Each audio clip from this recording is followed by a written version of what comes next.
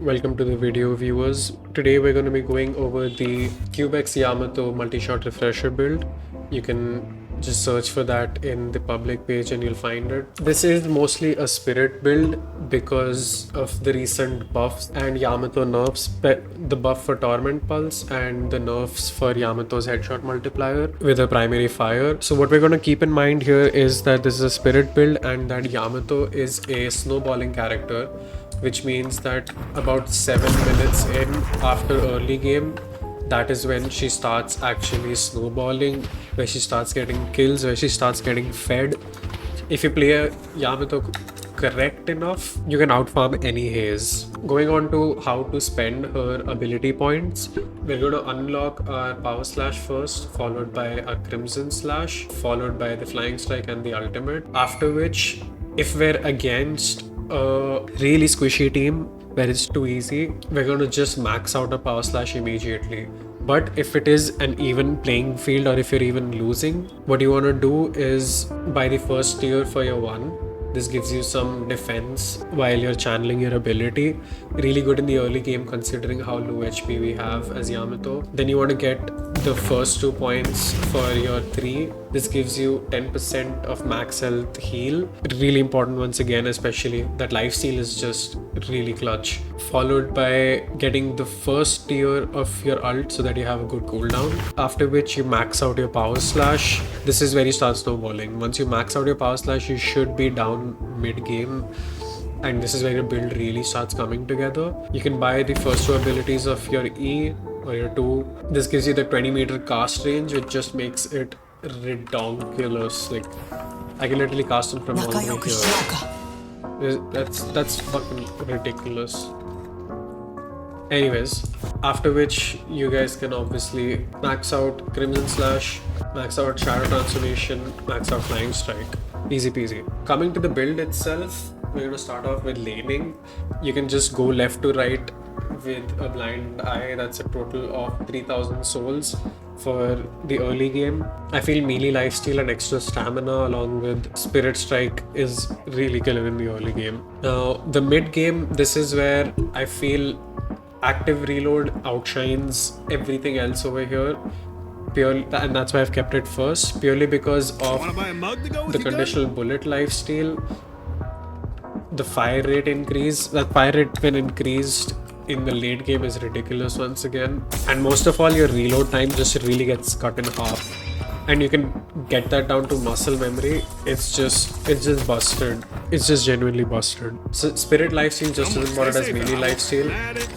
You're looking to survive. Got mystic shot. This again just increases damage overall. Heal beam again really important.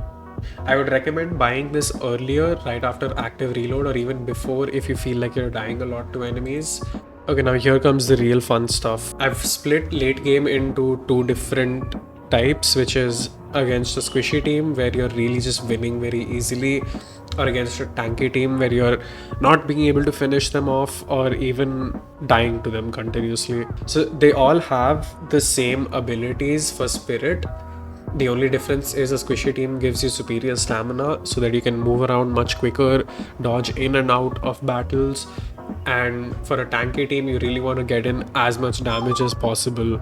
Now the piece de resistance of this is obviously the refresher. So once you've bought all of these abilities here and you touch refresher, that's when you're like in snowball heaven. That's when you turn into an avalanche. So recently I have been preferring the tanky build no matter what, mainly because of the buff on torment pulse. It's really useful, especially when you stack it up with escalating exposure. Torment plus escalating exposure, just it throws it out of the park. You add in surge of power onto that, and you just keep snowballing. Also, every time you need to apply something, you need to imbue your ability with something, always do it to your 1. When you want to sell something from here, you're going to want to sell spirit strike. That goes to my 1. Got superior stamina. You can honestly sell off extra regen at this point because you want at least 7 to 8 spirit slots. This is where I get a Wanna buy a headhunter. mug to go? Now, if we look at all the situational items, most of these are for defensive purposes, such as your reactive barrier, bullet armor against hazes, debuff reducer and remover for sevens.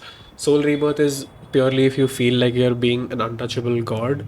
That's when you want to buy this. Ethereal shift, this is when you want to go super defensive. Decay is really have a good prime eye. right now, especially with torment pulse and escalating exposure. Because right now I'm just doing that stacking damage, and if I just add in another stack on top of that, keep damaging, the damage just doesn't stop. Damage doesn't stop.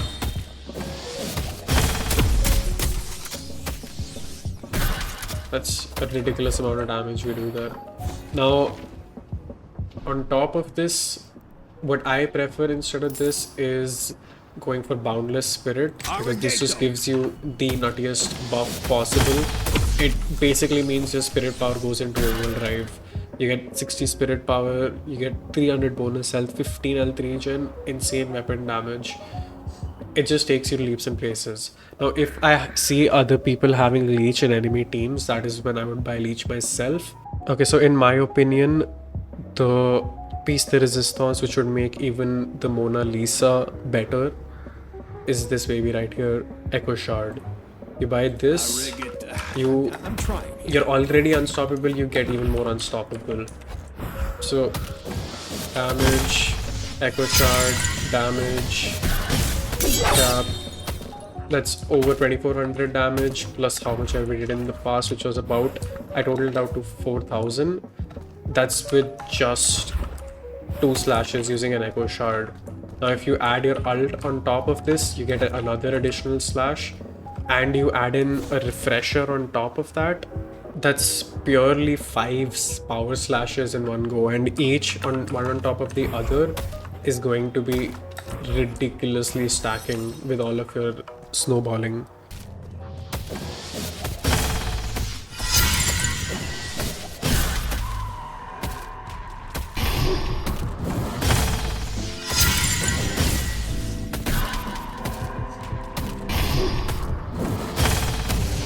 And I've already gotten my Echo Shot again. That's an insane amount of damage. 18,000 damage that we just did there, guys. 18 freaking thousand. And you're basically untouchable during the whole time. You add in your slash and you're just regaining health all the freaking time. Unkillable, honestly. It's ridiculous. But yeah, that is basically covering all of the build. In case you want to know how to play Yamato, and I'm going to show you some examples, but if you want to see an in-depth guide for Yamato, leave a comment down below. And if you really like this content, please leave a sub. It really means a lot.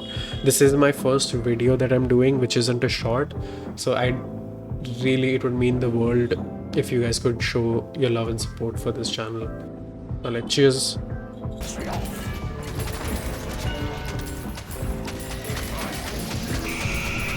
Yep, I'm looking for it from the... He's on the left. Keep fighting in furnace. Return fired. I knocked it down. I can't use my anything.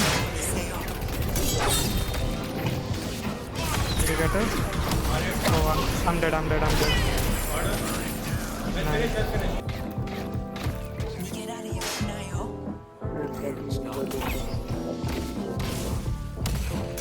So you got that plan.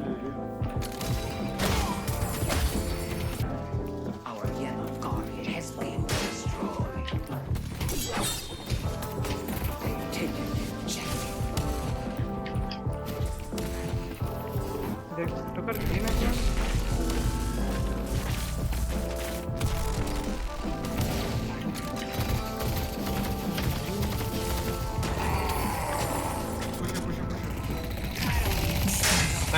I'm near gray. Silencer, healing float.